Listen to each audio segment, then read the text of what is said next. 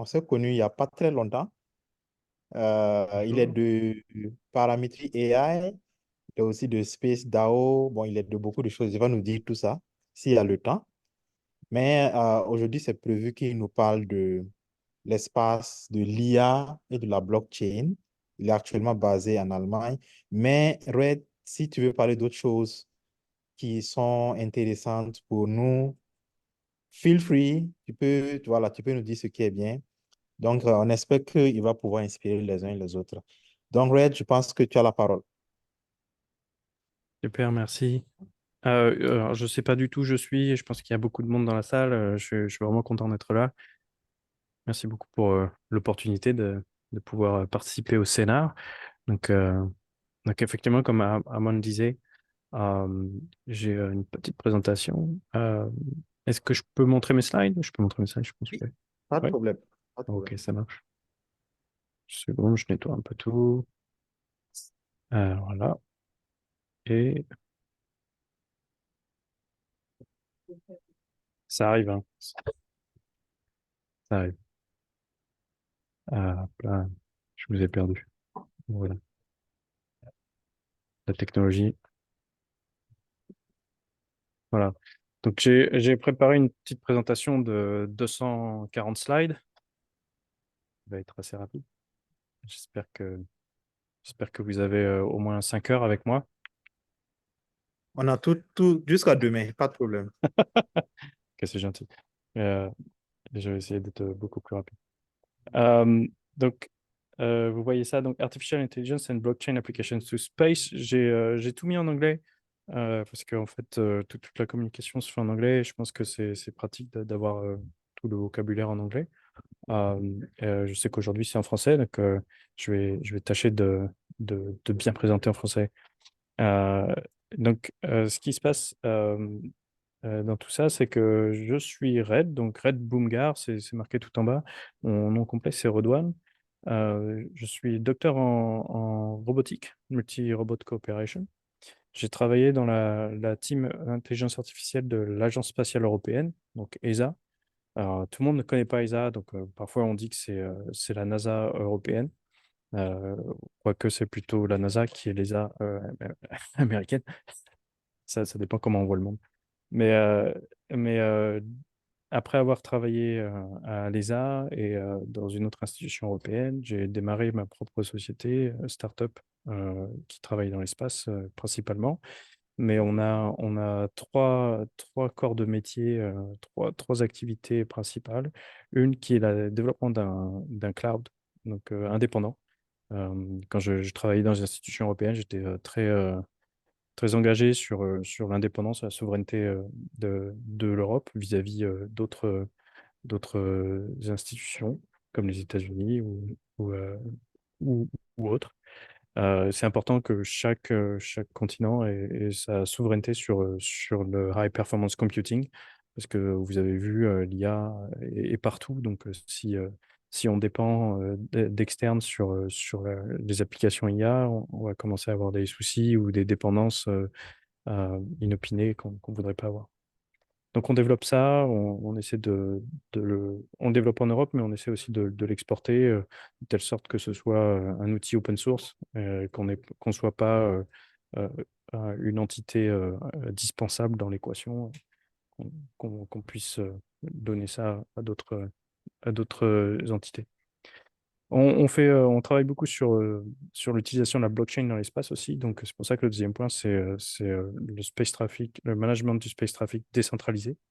J'en parlerai un petit peu parce que je trouve ça super important et très intéressant dans le sens où dans l'espace, il y a tout le monde. Donc, il y a tout le monde et on ne peut pas imaginer qu'il y ait une autorité centrale qui gère le trafic spatial, par exemple, comme on peut gérer le trafic dans une ville. Dans l'espace, c'est plus possible. C'est important de décentraliser. Et mon cœur de métier, que j'ai voulu porter dans la startup, c'est l'intelligence artificielle dédiée à la détection d'anomalies, mais à l'explication d'anomalies. Donc, on détecte une anomalie et en plus, on l'explique, on la donne, on donne aux opérateurs la valeur importante que l'IA peut donner, c'est-à-dire trouver la cause d'un problème. Donc voilà, j'avais pensé à ce premier agenda pour ces 240 slides. Bon, en fait, il y en a que 48. Mais ça marche mieux quand je suis en présentiel, quand je sens la salle. Mais c'est simplifié en 3 points. Donc d'abord, je vais parler des missions dans l'espace. Qu'est-ce qui se passe dans l'espace, pourquoi on est dans l'espace, etc. L'espace, sachant que l'espace, c'est vraiment un domaine d'éveil de la curiosité incroyable. Ouais. Ensuite, j'ai un point sur sur l'IA, quelle est sa place dans, dans le déploiement d'une mission. Et après, je parle de l'aspect gouvernance, c'est là où on va introduire la technologie blockchain, et notamment dans le space traffic, mais ça peut être un peu dans plusieurs choses. Donc, qu'est-ce qui se passe dans l'espace? Hop, pardon. On a un univers de missions. Ici, au centre des cercles et les plus nombreux cercles concentriques, on a la Terre, donc avec toutes les missions qui sont autour de la Terre. Oh, pardon, ici, mais ça c'est la Lune.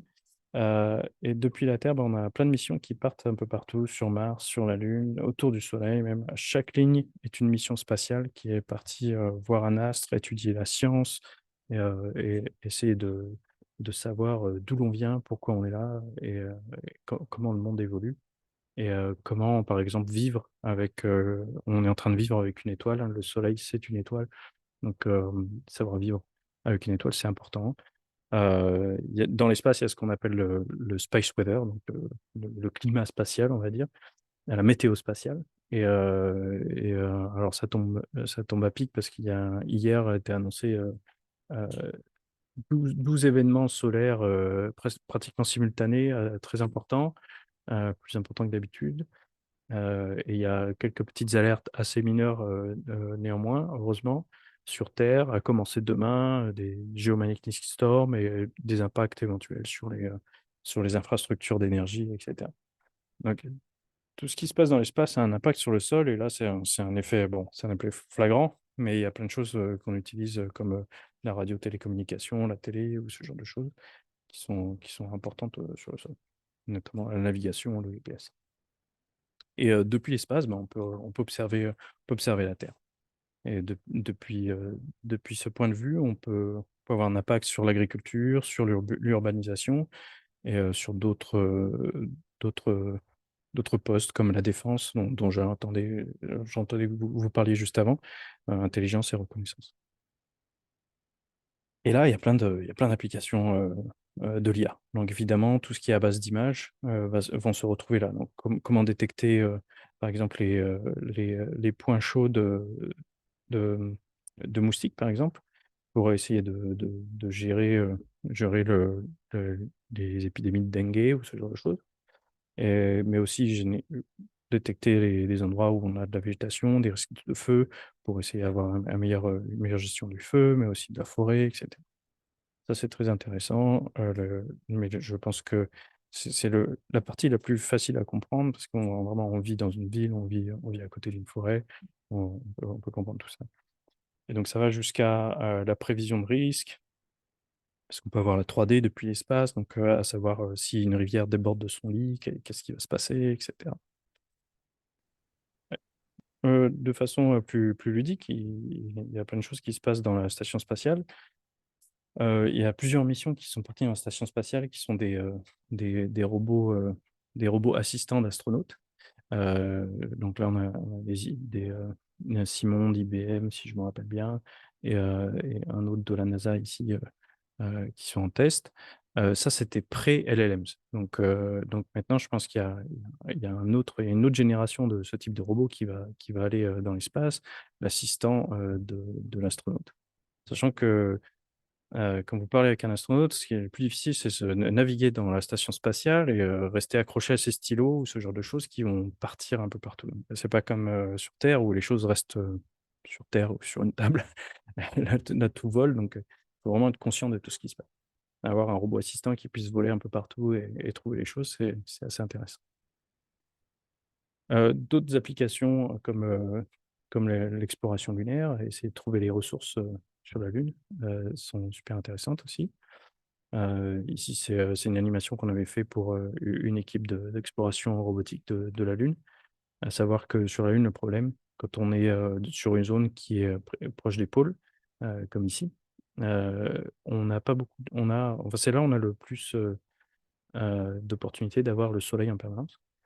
Mais il faut être sur des zones non ombragées. Donc, sachant que sur la Lune, c'est moins 150 à plus 150 degrés. Donc, dès qu'on est hors soleil, on consomme énormément d'énergie à garder tout à bonne température pour que l'électronique fonctionne. Donc, il y a pas mal d'IA ici sur la gestion des ressources, la gestion du mission planning pour pouvoir prendre en compte tout ce qui se passe sur la Lune et en même temps les aléas. Parce que la Lune, c'est un des lieux en robotique les plus compliqués. C'est l'espace, mais avec de la poussière, quoi. C'est plus ou moins ça. D'autres choses assez pleines de défis. Donc, alors, je ne sais plus si ce site existe encore. Je suis allé le voir récemment. Il était très intéressant parce qu'il rassemblait plein de statistiques sur ce qui pourrait se passer en space mining. Il y a énormément d'astéroïdes qui sont des ressources prenables sans trop d'efforts, entre guillemets. Donc, il faut quand même y aller. Il faut quand même réussir à extraire des choses depuis l'espace. Mais on n'a pas à creuser dans le sol, trouver des minerais. C'est des astéroïdes de nickel, des astéroïdes de titane, ce genre de choses. C'est quand même une mission très très compliquée, mais il y a énormément d'activités de ce côté-là. Et il y a plusieurs sociétés qui fonctionnent, qui essaient de trouver l'intelligence qui va suffire à pouvoir avoir ces missions de façon le plus autonome possible. Parce qu'elles vont aller très très loin et ça va être très compliqué. On utilise l'IA toujours dans les sports d'automatiser. Donc, parfois, en anglais, donc AI, donc Autonomous Intelligence, comme j'aime le dire, euh, parce que AI, Artificial Intelligence, c'est vraiment l'objet qui arrive à apprendre comme un être humain. On en est encore loin. Donc, on est vraiment sur l'automatisation de l'intelligence.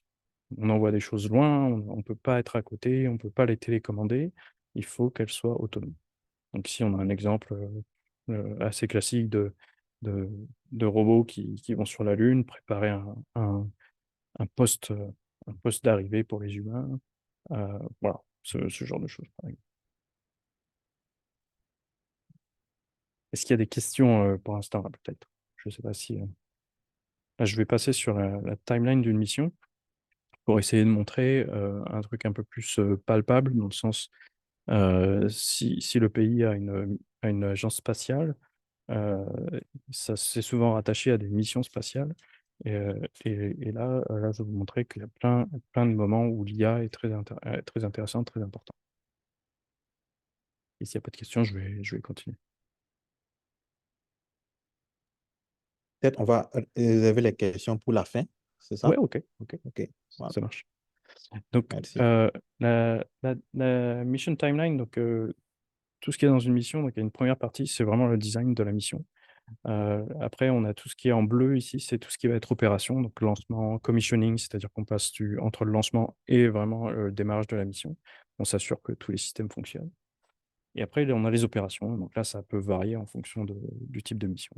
Donc si on orbite la Terre, ben, des opérations spatiales classiques. Si on va sur la Lune, ben là, il y a plusieurs phases. On va atterrir, on va avoir des opérations au sol, mais sur un autre corps céleste, ce genre de choses. Est-ce qu'on revient? Est-ce qu'on revient pas? Et en vert, tout en bas, vraiment le end of life, ce qui devient de plus en plus prépondérant. C'est dans les designs de mission, c'est vraiment designer aussi la fin de mission. Parce que jusqu'à maintenant, on a ça, quoi. On a 50 000 objets en orbite, on en a même pas 10 000 qui sont opérationnels. Le reste, ce sont des objets qui sont des satellites abandonnés, des morceaux de roquettes, ce genre de choses. Voilà. Et ça ne s'arrange pas parce qu'on envoie des missions en permanence dans l'espace. Donc, je vais commencer par le design. Donc, le design de mission, il se passe plein de trucs. Il se passe déjà, OK, on veut aller sur la Lune, on va aller sur Mars. Euh, Qu'est-ce qu'on embarque? Pourquoi? Les scientifiques ont des requêtes. On essaie de tout caser ensemble. Il y a pas mal d'engineering qui se passe à ce moment-là. Et il commence à y avoir des applications d'IA. Donc, ma startup, d'ailleurs, on fournit le support à un outil qui s'appelle AI for CE. Donc, c'est intelligence artificielle pour en français, je ne sais pas lire, en fait. Concurrent engineering. C'est une méthode de création de mission. Alors, vous voyez sur un satellite, par exemple, il y a des panneaux solaires, il y a des caméras, il y a différentes personnes qui savent gérer ce genre de choses. Il y a des scientifiques, etc., qui vont vous dire, bah, la caméra, il ne faut pas qu'elle soit à côté d'autre chose. Ouais. Et du coup, les ingénieurs scientifiques se réunissent dans une même salle et en concurrence, ils vont designer la mission. C'est-à-dire, quelqu'un va dire, bah, moi, je mets le panneau solaire à gauche, quelqu'un d'autre va dire, bah, non, moi, j'ai ma caméra, tu peux pas me faire ça, je veux plus rien voir, ce genre de choses. Donc, ça paraît évident, mais quand on atteint un certain niveau de complexité dans ces systèmes, c'est super important d'avoir ça. Et pour pas démarrer d'une feuille blanche, ce qu'on fait, c'est qu'on fait une IA qui apprend des missions précédentes. Et le point auquel on espère arriver, c'est qu'on puisse dire, OK, je vais aller sur la Lune, observer tout ce qu'il y a dans l'infrarouge et les rayons X, et juste faire autour de la Lune. Montre-moi un satellite qui puisse répondre à ces demandes. Et je peux avoir en un clin d'œil 2, 3 modèles de satellites qui puissent répondre à cette demande. Et au lieu de partir de zéro, je pars de ces modèles et je les ajuste, etc. En tant qu'ingénieur, ça sauve un temps incroyable sur le design de la mission. Sachant que les designs de mission peuvent prendre jusqu'à 10 ans, c'est assez compliqué. Je me parle surtout pour les missions scientifiques. Maintenant, tout ce qui est constellation, on a des missions qui prennent, enfin, des designs de missions qui prennent moins de 2 ans jusqu'au lancement, de l'idée jusqu'au lancement. Et dans le design de mission, on a aussi la trajectoire de la mission. Donc là aussi, il y a plein d'intelligence artificielle, du machine learning qui est utilisé pour savoir quelles sont les trajectoires les mieux utilisées. C'est des problèmes d'optimisation. Est-ce que si j'augmente ma réserve en fuel, mon fuel, est-ce que je vais pouvoir faire cette mission ou pas, etc. Donc, voilà, dans le design, on a plusieurs aspects qui sont importants et où l'IA commence à jouer un rôle assez, assez important. C'est pas la phase la plus exploitée par l'IA, on va dire. Mais je pense que ça devient super intéressant dans le sens où les missions sont de plus en plus vite faites et, ça devient important d'avoir un outil de collaboration sur ça. Dès que c'est designé, donc on manufacture, etc., ça fait partie du design, ça part en opération. En opération, là, ben, si on a un peu de chance, on a appris du satellite pendant les tests au sol, et du coup, on a des modèles de comment le satellite peut se comporter. Et les missions d'opération, ben, ça commence dans des grandes salles comme ça, où on va lancer le satellite, mais aussi on va le passer dans une grande salle comme ça s'il y a des changements de phase importantes. Dans une salle pareille, eh ben, c'est organisé de différentes manières. Tout au fond, c'est-à-dire tout au fond, le plus proche des écrans là-bas, on a les gens qui sont responsables de sous-systèmes très précis, les batteries, la radiocommunication, etc., etc. Derrière eux, on va avoir les ingénieurs satellites, les gens qui connaissent les interactions entre sous-systèmes de façon très poussée. Et chacune de ces personnes pourrait avoir avec eux un assistant intelligent qui puisse les aider à comprendre la situation qui se passe. Et tout derrière, on a les managers de mission, les gens qui vont gérer les interactions avec les autres pays pour les télécommunications, etc., etc. Et en général, ce genre d'organisation de salle, bah, c'est ce qu'on va retrouver dans les salles de lancement, parce que c'est énormément d'interactions dans un lancement. Il y a aussi des interactions avec le maritime, si on lance son fusée au-dessus de la mer, etc. Alors, hop, voilà. Ensuite, on va avoir plusieurs choses.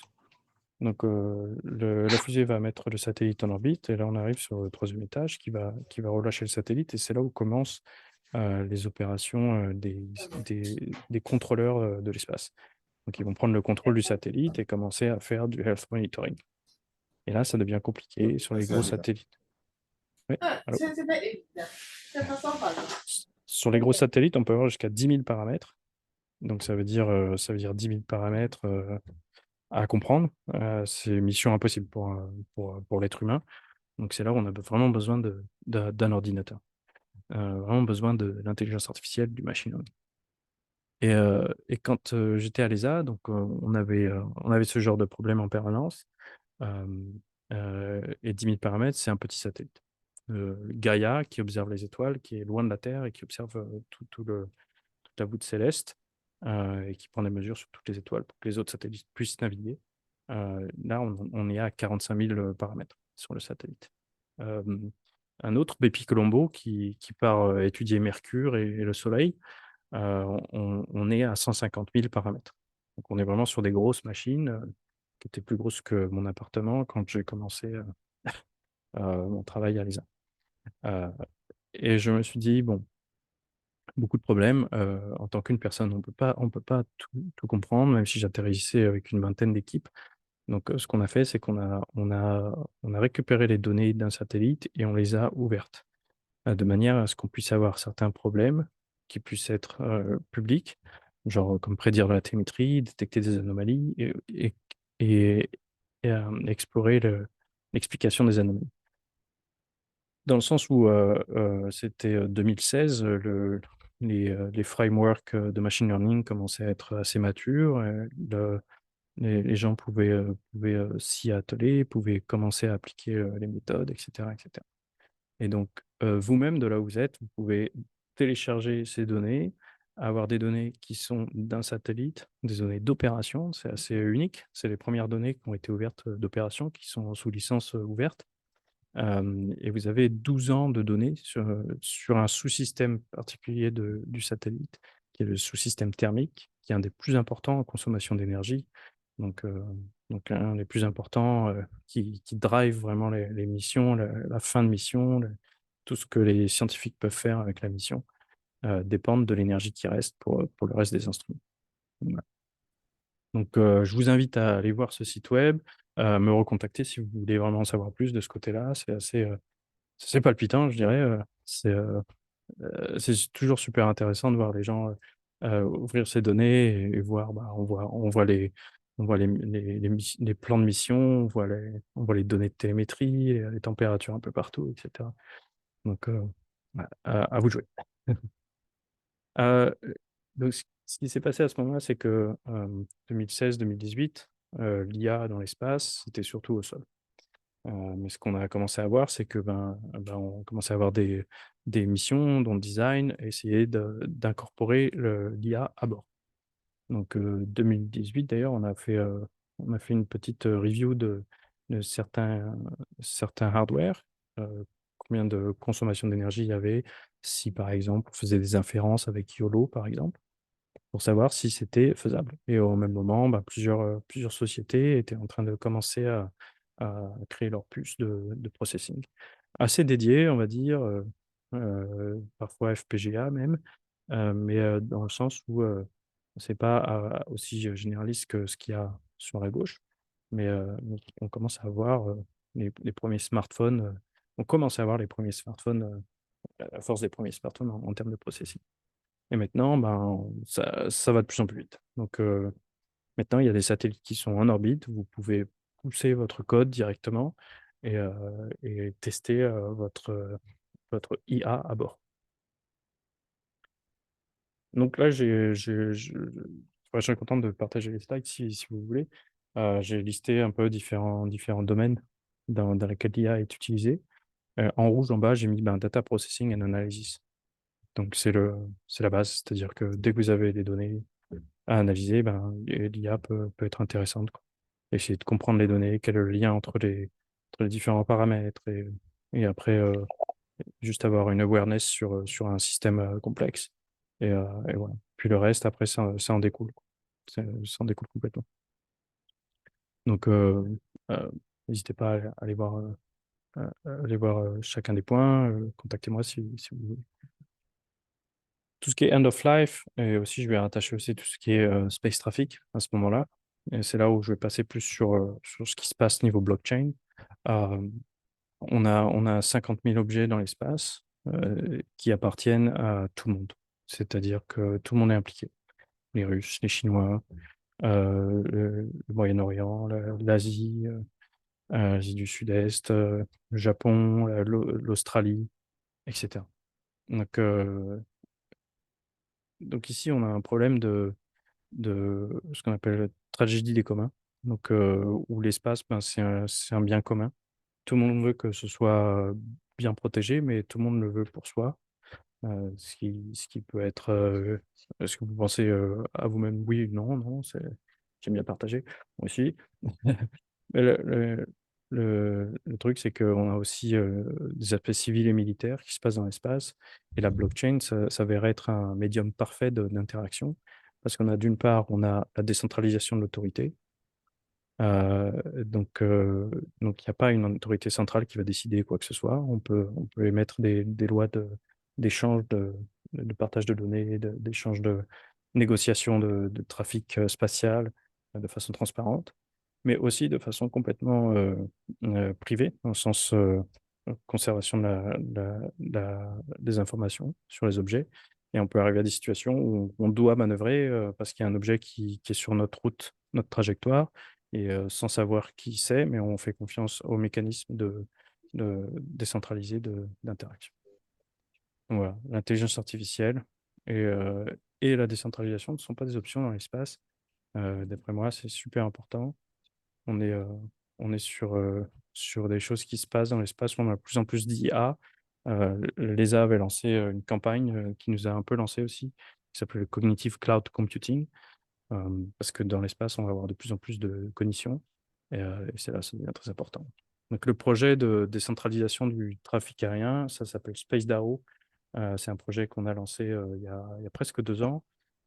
C'est un projet d'interaction globale. Le plus on a de monde qui interagit dedans, qui fournissent du feedback, le plus ça devient intéressant. Euh, et on a fait un mentorship programme international qui nous a poussé à faire ça. On a été noté, ils ont dit, c'est la genèse de la collaboration spatiale. Parce qu'on en est vraiment qu'au début encore, même si on pense qu'il y a beaucoup d'objets, on en est vraiment qu'au début. Je ne sais pas encore ce qui va se passer. J'ai noté les Starlink, juste pour vous dire que ouais, il y en a à peu près 5000 maintenant. Mais la Chine est en train de miser sur des constellations similaires. Voilà. Merci à tous et je suis prêt à répondre à vos questions. Ok, merci Red. Il n'a pas tout dit, mais je suis sûr qu'avec les questions, il Ouais. pourra dire encore plus. Donc, vous devez avoir des questions de qualité pour pouvoir soutirer le maximum d'informations. J'agis de Alors, façon assez ouverte, il n'y a pas de problème. ceux qui ont des questions, n'hésitez pas à lever la main ou à la poser dans le chat, ceux qui sont indisposés. Mhm. Donc, c'est ouvert. On attend vos questions.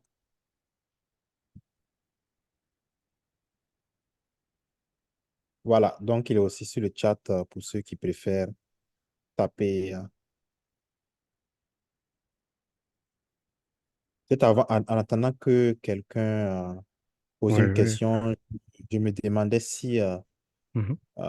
c'est une question que souvent je me pose avec les spécialistes des drones.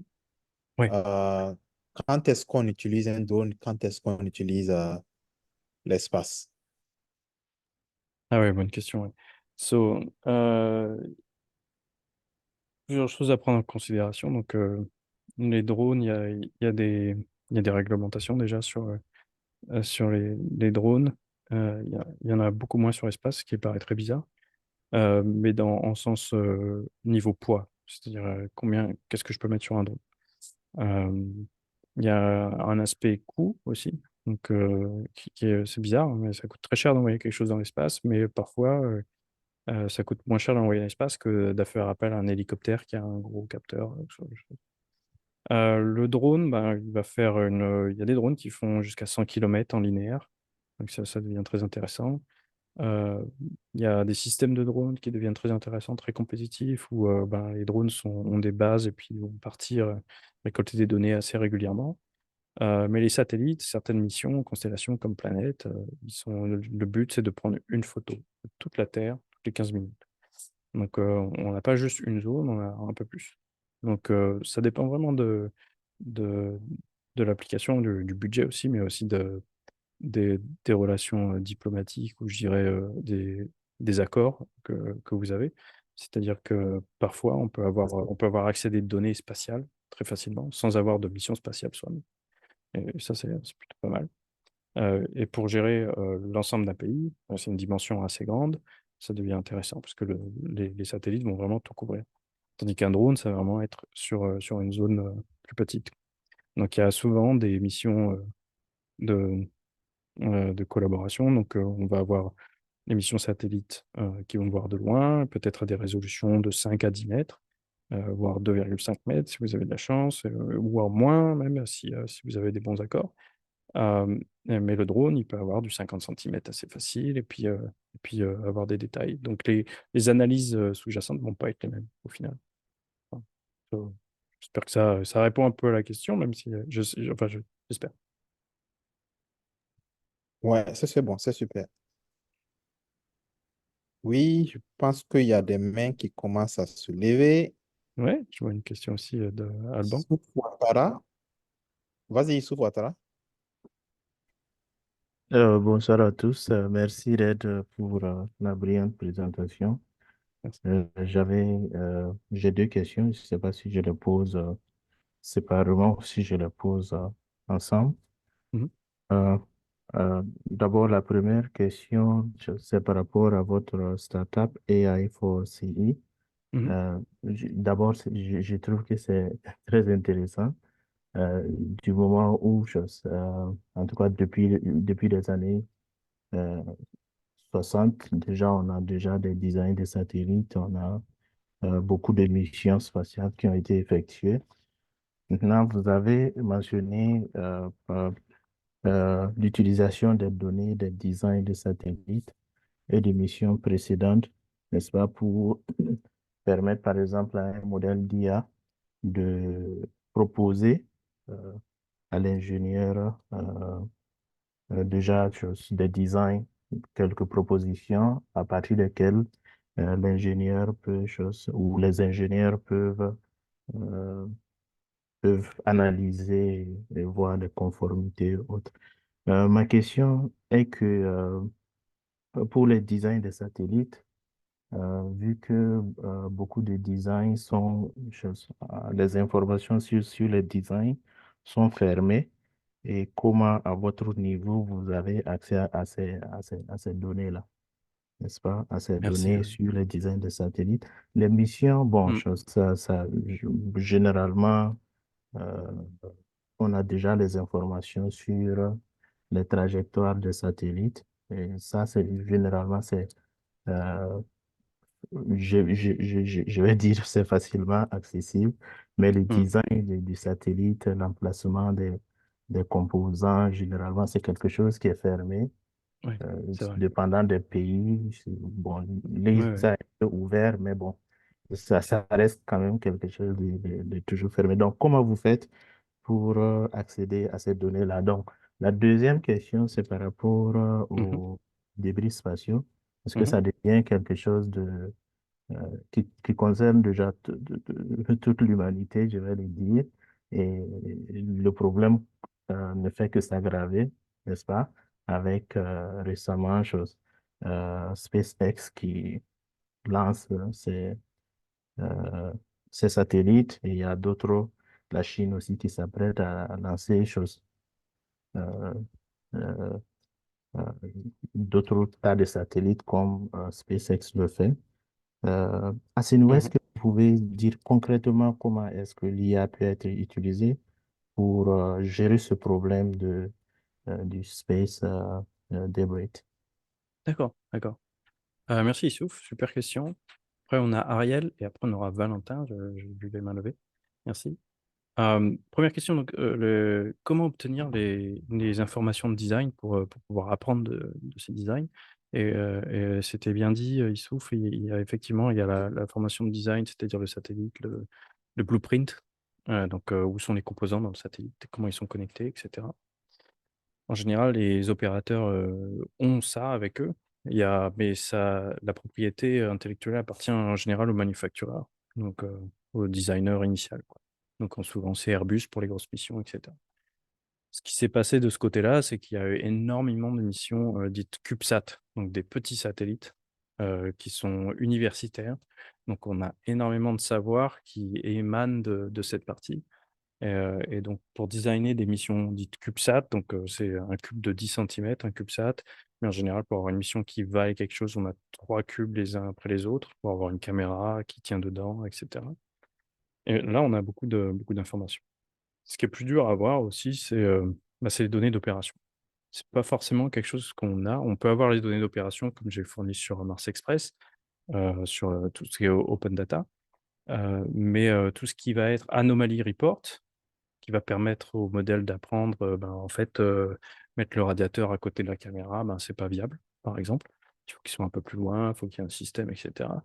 Ça, c'est un peu plus dur à voir parce que justement, c'est là où les opérateurs, dans les anomaly reports, ils notent aussi leurs erreurs à eux, donc ils ont pas envie de partager ça. Donc, on essaie comme sur le Space Traffic, on essaie de créer des incentives de partage de ces données pour avoir la facilité de design au futur. Donc, pour répondre à une question qui n'a pas été posée, mais ça m'y a fait penser derrière, l'outil qu'il y a derrière en machine learning, c'est du reinforcement learning. Donc, voilà, c'est qu'on a un catalogue d'objets, on a comment ils ont interagi dans le passé durant les différents designs, et puis en fonction des requêtes de la mission, on va essayer de construire la meilleure listing d'objets qui pourraient fonctionner ensemble électroniquement. Pour les débris spatiaux, comment l'IA est utilisée pour tout ce qui est space traffic au final? C'est une bonne question. De notre côté, sur SpaceDAO, ce qu'on fait, c'est qu'on utilise du bias filtering. Donc, c'est les premiers outils, parfois, qui sont marqués machine learning. C'est du renforcement d'informations. Donc, si vous avez 2 satellites Starlink, sur cette photo, ça a été prise par un provider qui utilise les données de la US Space Force. Il y a une autre photo que je n'ai pas sur cette présentation, où on voit ces 2 satellites, mais de l'autre côté de l'Amérique du Sud et complètement décalés l'un par rapport à l'autre. C'est là où on a un problème de certitude. On ne sait pas du tout où sont vraiment les satellites, donc comment on va savoir quand est-ce qu'ils vont se rentrer dedans, quoi. Donc ce qu'on fait, c'est qu'on fait on fait de la fusion de données par algorithme de Bayes. Donc et il y a plein de manières différentes de faire de la fusion. Il y a certainement plein d'autres choses que j'ai pas encore explorées sur le machine learning pour faire ça. Et l'IA ici est importante. Ça, c'est vraiment très aval, mais plus en amont sur les sociétés qui monitorent l'espace. Il y a tout ce qui est projection de trajectoire dans l'espace, prédiction de où est l'atmosphère, quelle densité à l'atmosphère, parce que ça va avoir un impact sur le ralentissement des objets dans l'espace et savoir où ils sont dans 7 jours. On a vraiment besoin de caler ça de façon très précise. Ouais, c'est les deux points principaux où c'est utilisé. Après, je pense qu'on va avoir dans le futur bientôt des prédictions, des cartes météo d'objets qui retombent sur la Terre. On a l'ONG Cosmos for Humanity qui a établi une carte de tout ce qui était retombé sur Terre. Donc, on voit des trous dans les toits de maison, ce genre de choses. Récemment, quelqu'un en Floride là, qui s'est plaint d'avoir reçu une batterie de 4 kilos qui était revenue de l'espace. C'est assez dangereux, quoi. Ça a traversé le toit, le premier sol, c'est arrivé dans le salon, quoi. Ça a traversé la chambre du petit garçon. Enfin, voilà. Et il y a plein de choses qui vont se passer où on a aussi un nouveau métier, c'est assureur de l'espace ou space lawyer aussi.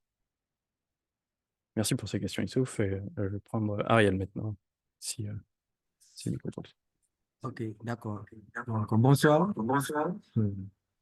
Ma question est de savoir comment vous utilisez, par exemple, l'IA générative dans vos activités, surtout au niveau de l'espace. Aussi, j'aimerais savoir, est-ce que il vous arrive d'utiliser des jumeaux numériques au fait, pour pouvoir avoir des précisions ou des simulations dans votre travail? Donc, ma dernière question concernant paramétrie AI.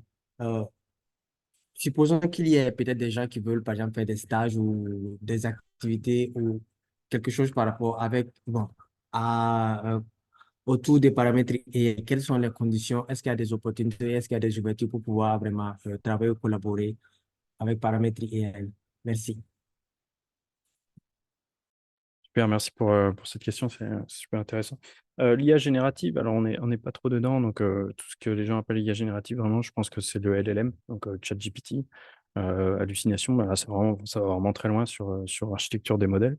Mais il y a déjà du génératif dans du auto-encodeur, par exemple. On utilise pas mal ça pour recréer l'ensemble des télémétries d'un satellite. Et c'est là où on va avoir du digital twinning, donc le jumeau numérique. On commence à avoir ça.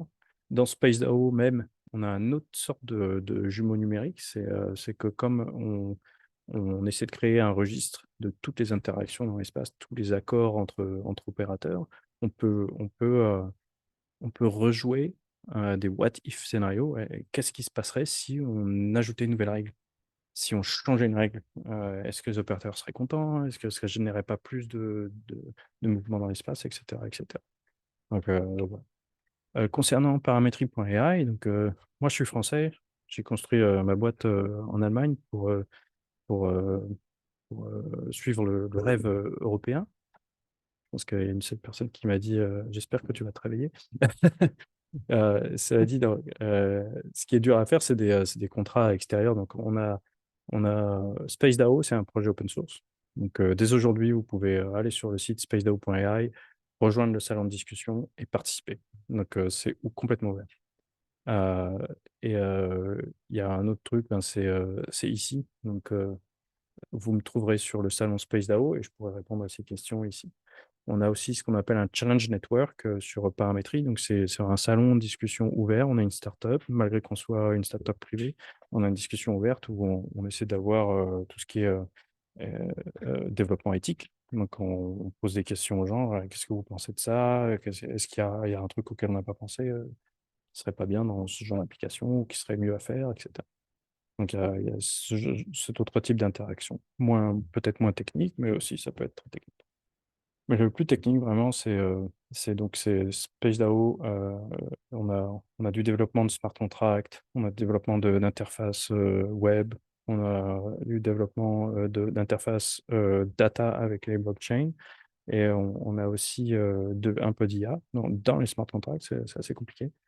Mais on a aussi de l'IA pour la détection d'anomalies qu'on a sur un autre salon, parce qu'on supporte un projet qui s'appelle Polaris, qui est la détection d'anomalies dans les petits satellites. Ouais, j'espère que ça répond à toutes tes questions. Je vais peut-être prendre les questions aussi rapidement sur le chat. Donc, avec l'IA, pourrait-on aujourd'hui départager les théories du Big Bang et du Big Bounce?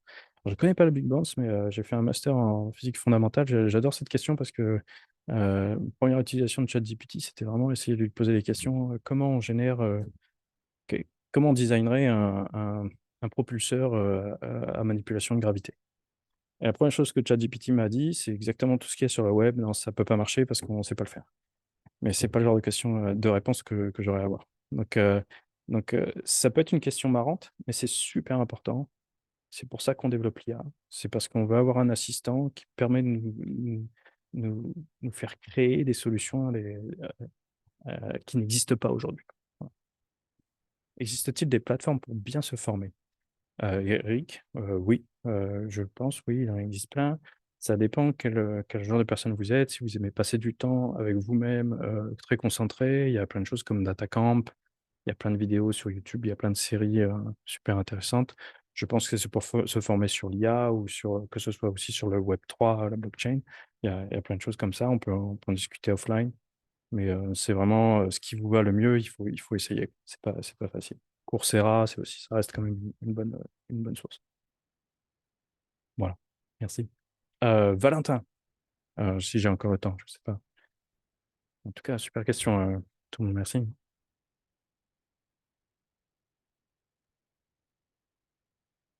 Oui, merci beaucoup pour la parole. Merci à Dr. Red pour la brillante présentation. Et je remercie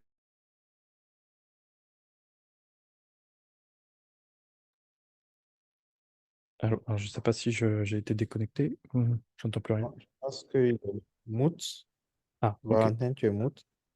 Valentin, c'est parti pour la question.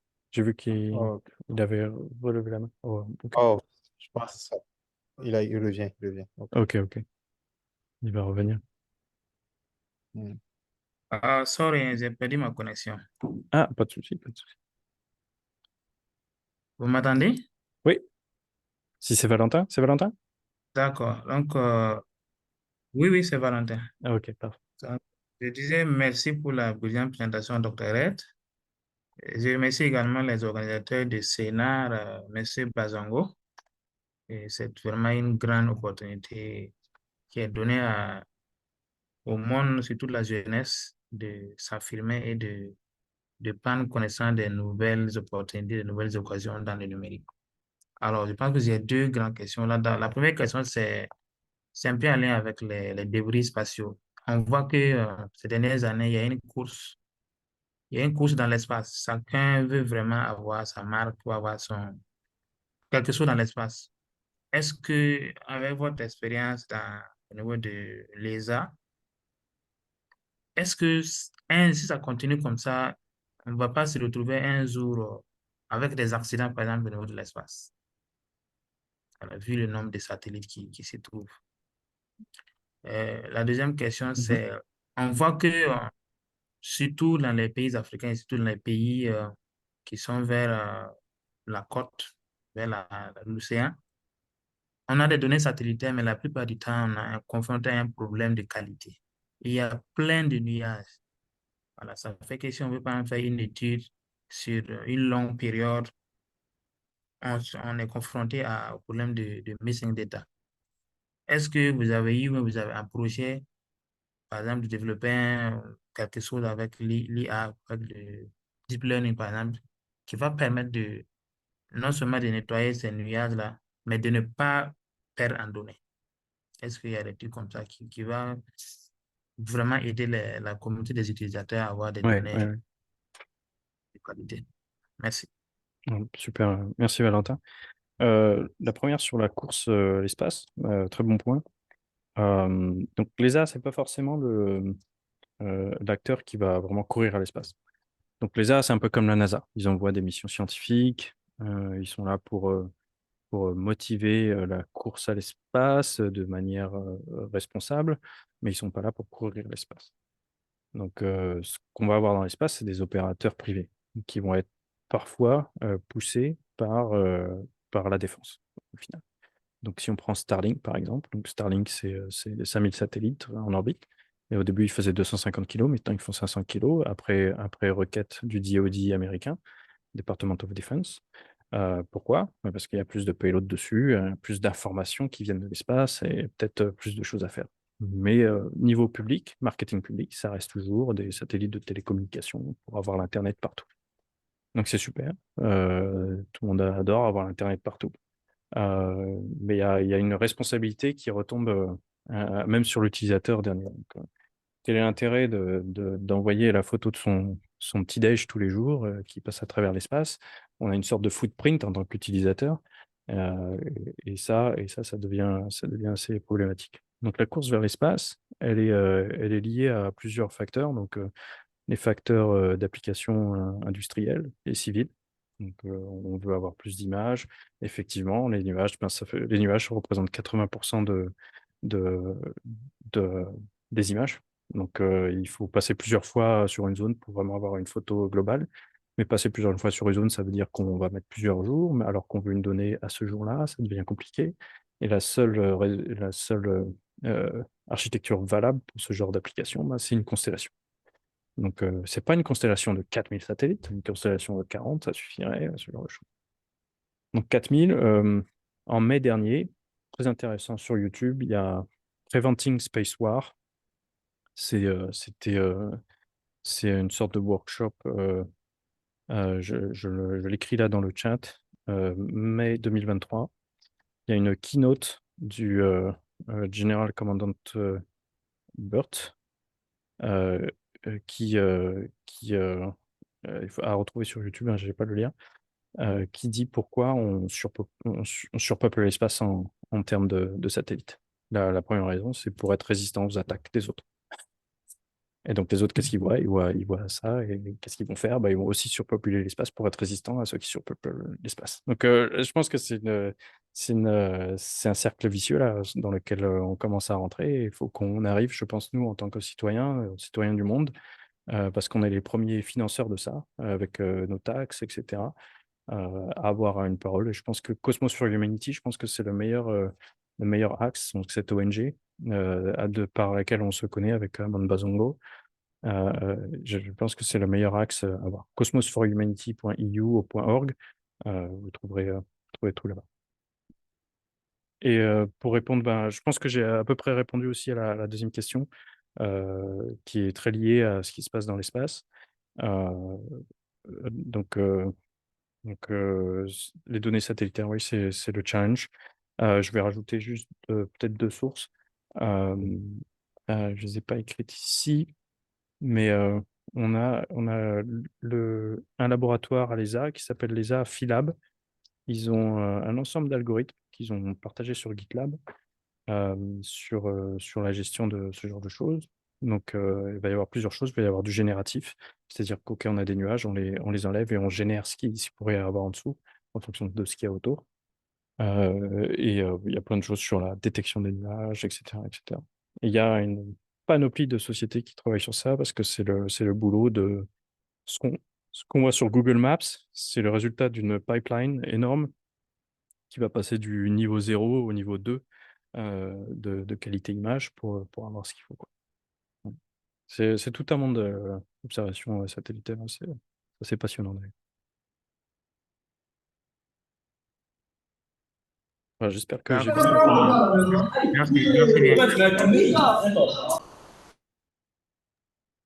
Merci bien. Merci beaucoup pour les réponses. Il n'y a pas de quoi, Valentin, merci. Et Idrissa, maybe pour une dernière question. Bon, Oui, bonsoir. bonsoir Idrissa. Donc, je suis Barry Idrissa. Premièrement, je vous remercie pour votre présentation. J'avais quelques questions aussi à poser. La première question est de savoir si la trajectoire d'un satellite traverse un pays, par exemple en Europe, comment est sauvegardée la sécurité des données d'un État souverain, et vu que les satellites parfois filment les données ou bien quelque chose comme ça. La deuxième question est de savoir si le transfert des données, les transferts des données, par exemple, ça peut être des données téléphoniques et ainsi de suite, n'ont pas d'impact sur l'environnement.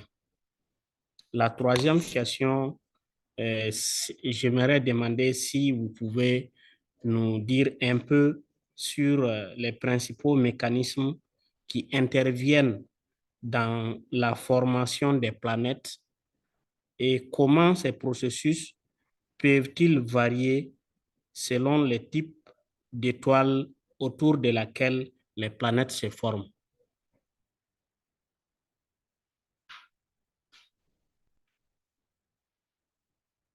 Super.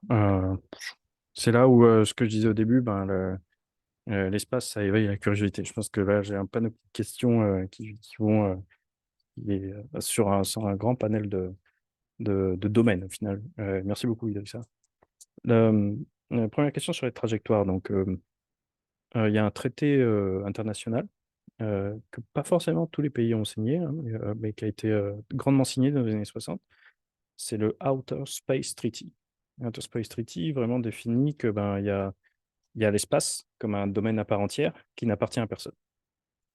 Donc, c'est là où, quand on dit qu'il y a un satellite qui passe au-dessus d'un pays, il ne passe pas dans ce pays. C'est ça le problème et la solution au final. Quand on a un satellite dans l'espace, donc on a des satellites qui sont synchrones vis-à-vis du Soleil, c'est-à-dire qu'ils vont toujours être sur le même plan en axé face au Soleil. C'est-à-dire que sur Terre, ils vont toujours passer au-dessus des points qui sont à midi. La Terre continue à tourner, les points qui sont à midi changent, mais le satellite passe toujours à midi. Et de l'autre côté, 6 heures par exemple. Donc, ce qui va se passer, c'est que midi, minuit plutôt, ouais. Ce qui va se passer, c'est qu'on est dans l'espace, donc c'est un nouveau domaine et c'est pas défini quelle est la juridiction qui s'applique. Il y a juste le traité spatial. Le traité, c'est pas forcément des lois. Je suis pas un expert dans tout ça, mais dans la communauté SpaceDAO, on a des space lawyers. Donc, on a vraiment ce nouveau boulot. Je pense qu'il y a une sorte de dream job, bien le terme space lawyer. On va vraiment se dire, ok, s'asseoir à une table, se dire, bon, quelles sont les règles qui peuvent gérer l'espace, gouverner l'espace, et comment on gère tout ça. Et c'est un super moment de se lancer dans ça parce qu'il y a tout ce qui est blockchain, décentralisation. Et comme avait dit une de mes mentors, Gillian Hadfield, d'un institut de loi, a dit on ne peut pas imaginer aujourd'hui s'asseoir dans une salle avec quelques personnes et décider de tout ce que le monde va faire dans l'espace. C'est pas possible. Donc c'est aussi ce qu'on a comme rationnel derrière SpaceDAO, c'est qu'on se dit, OK, aujourd'hui on met des règles, mais surtout on met l'écosystème pour revoter ces règles. Et c'est vraiment la démocratie forte dans ce genre de choses, une démocratie technique. Donc ça, c'est pour l'aspect trajectoire. L'autre aspect, transfert des données, est-ce qu'il y a un impact aussi sur l'environnement? Alors, les données satellites sont transmises de plusieurs bits. Il faut traverser 600 km, donc évidemment, les puissances sont fortes à la source. Arrivé au sol, il y a pas de tant de puissance que ça. Il y a beaucoup plus de puissance sur les téléphones GSM que sur les données satellitaires. Juste pour vous donner une idée, le GPS, par exemple, donc c'est à moins 100 dB. Alors, c'est pas forcément très parlant, mais si je vous dis que vous connectez une caméra avec un port USB mal isolé à côté d'un capteur GPS, vous le brouillez complètement. Donc, pour vous dire à quel point c'est sensible. Donc, et on ne pense pas se faire du mal avec un connecteur USB, par exemple. Donc, il y a ça, mais ça, c'est juste pour nous en tant qu'êtres humains. Il y a tout ce qui est science, astronomie. Donc, tous les astronomes qui observent l'espace, là, ils sont embêtés. Il y a les astronomes qui observent dans le visible. Donc, déjà, ceux qui sont dans le visible, il y a Dr. Lindsay Morticia, je ne sais plus comment elle s'appelle exactement, qui a collecté pendant 300 jours de toutes les images où on voit les images des étoiles, mais on voit plein de satellites passer. C'est les images des étoiles prises depuis le sol, et on voit plein de satellites, de traces de satellites passer à travers l'image. Parce que les pauses de ces télescopes, elles durent plusieurs minutes, voire plusieurs heures, pour voir tout ce qui est objet dans l'espace très lointain, comme les galaxies, etc. Donc là, il y a un impact environnemental, un impact scientifique. Et ça, c'est juste les astronomes dans le visible. Il y a les astronomes dans la radio. Il y avait un article il y a à peu près un an, je crois, sur en fait, tout ce qui est Starlink. Mais en fait, il y a des petites émissions radio qui ne sont pas des émissions qui ont été réglementées. C'est-à-dire qu'il y a les émissions réglementées, c'est-à-dire je design un satellite. C'est comme on disait tout à l'heure, je design un satellite, et ça, on commence à l'apprendre. Et je sais que j'ai des antennes. Voilà, des antennes, et du coup, j'ai des antennes sur l'UHF, j'ai des antennes à 800 MHz, j'ai des antennes à 5 GHz, etc. Et ça, comment dire, je vais le déclarer. Et je vais avoir autorisation pour émettre dans ces bandes, etc. Malheureusement, il y a aussi des ordinateurs à bord. Les ordinateurs, ils émettent aussi. Et donc, on commence à avoir des émissions isotropiques, c'est-à-dire qui partent partout. Pour les radioastronomes, ça devient embêtant. Les radioastronomes, c'est des gens qui ont des grosses antennes au sol et qui essaient de connaître le spectre de radio de différentes planètes au loin, et peut-être, pourquoi pas, les spectres intelligents, où on se dirait qu'il y a une intelligence ailleurs dans l'espace. Est-ce qu'on est tout seul, etc. La dernière question, alors je ne suis pas un professionnel, mais j'ai participé au Frontier Development Lab plusieurs fois, la formation des planètes. Je pense que c'est relié à la question de si on observe une planète dans l'espace, est-ce qu'elle est à même d'avoir de la vie, par exemple? Donc, quel est son profil spectral? Est-ce qu'elle correspond, comme à la Terre, à un profil spectral où il y a de la vie? Et il y a plusieurs théories. Alors, il y a plein de choses qu'on n'a pas vraiment explorées encore sur Terre, par exemple les fonds marins. Les fonds marins, il fait très froid, il n'y a pas de lumière. Parfois, il fait très chaud parce qu'on est sur le rift. il y a quand même de la vie. Il n'y a pas de lumière, il n'y a pas d'oxygène, ou très peu, et il y a quand même de la vie. Donc, et pas que de la vie des petits micro-organismes. Il y a des requins ou qui ont été estimés avoir entre 300 et 600 ans d'âge, des requins géants. Il y a je sais pas, plus des calamars géants aussi, c'est découvert aussi, prouvé que ça existait. Il y a plein de choses qu'on ne connaît pas, quelle forme peut avoir la vie, etc. Donc on pourra être, je pense, tout à fait surpris d'avoir de la vie quelque part, sous forme de silicium, par exemple. Je sais pas, voilà. Mais là, il y a tout un domaine de recherche là, sur la théorie gaïenne de développement, comme le développement de la Terre, ou d'autres théories de développement de planètes, quoi. Et ça va vraiment sur des millions d'années, ce genre d'été. Super intéressant, en tout cas. Je pense que tout ce que je dis là, ça répond un peu aussi à la question de Yen sur quelles sont les compétences et aptitudes pertinentes à avoir pour travailler dans une agence spatiale. Une agence spatiale, c'est l'espace, il y a de tout. Il y a vraiment de tout. Quand vous regardez, quand je vous montre des images, il y a de la trajectoire dans l'espace, il y a de la roquetterie, il y a de l'analyse de données pure et simple, il y a du management. La première ligne de gens que vous voyez là, ce sont plus des gens techniques, ils étaient techniques, mais maintenant ils font du management et ils savent lire des chiffres sur des écrans, mais c'est du management.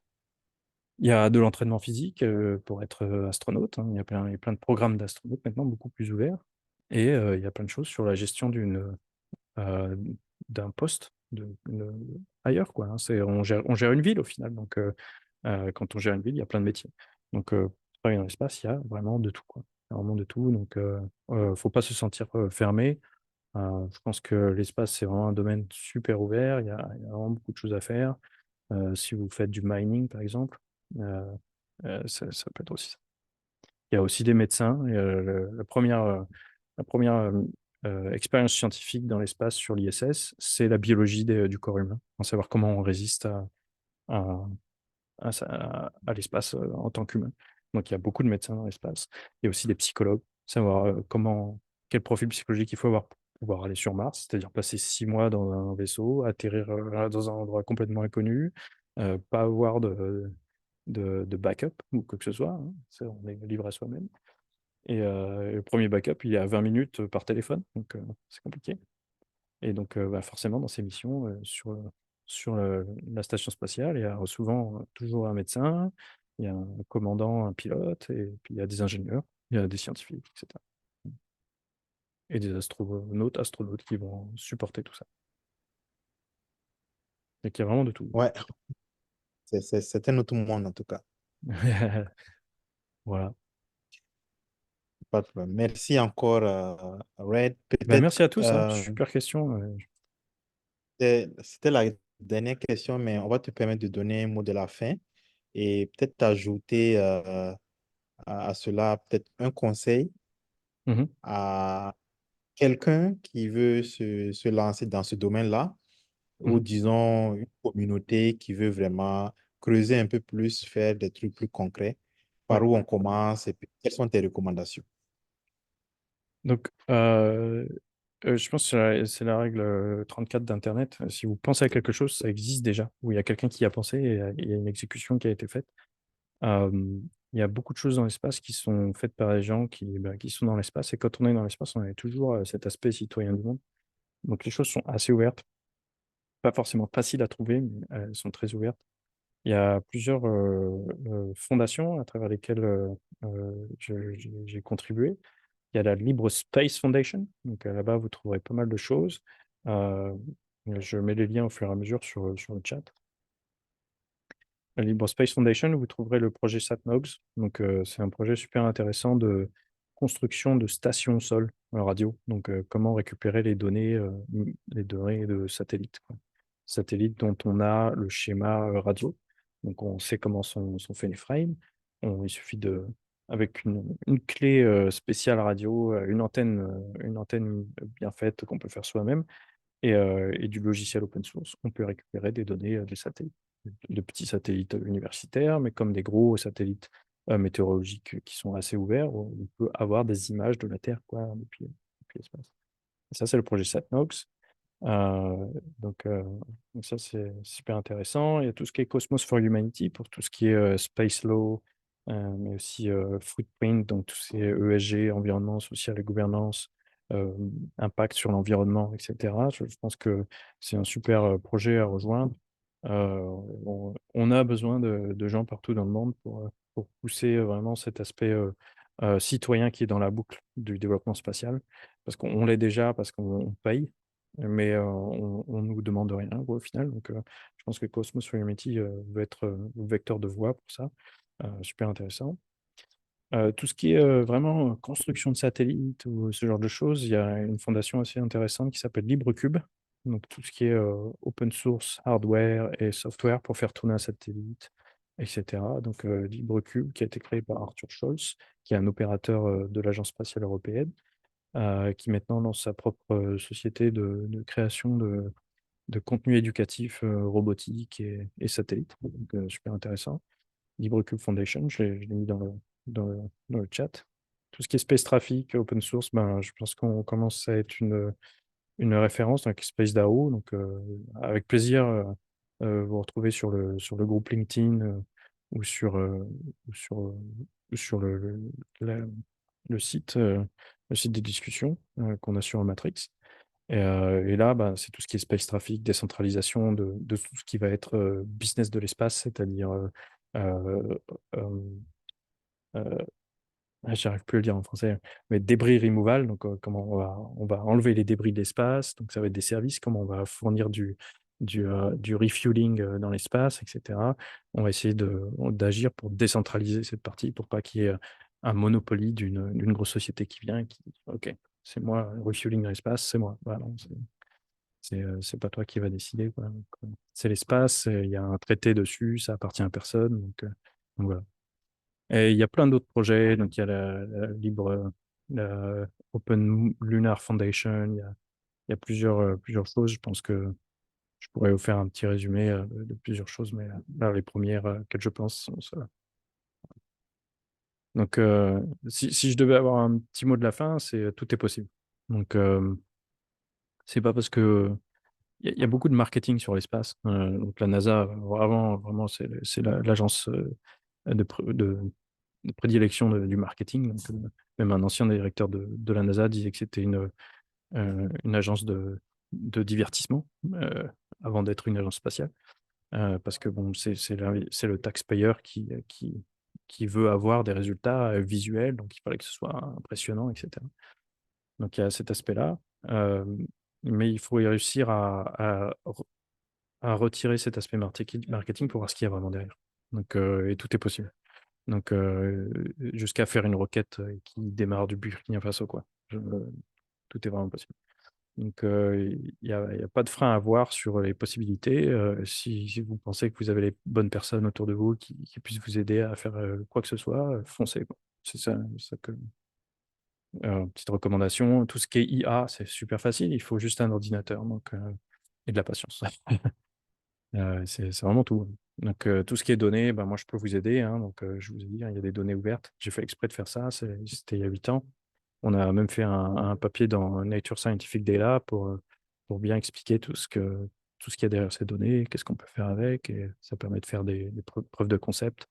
Et ça permet même de prouver aux gens du gouvernement que bah, voilà, on a les capacités, on a les gens qui peuvent démarrer une agence spatiale, on a les gens qui peuvent former des étudiants pour pouvoir continuer à fournir les capacités à l'agence spatiale, etc. etc. Voilà.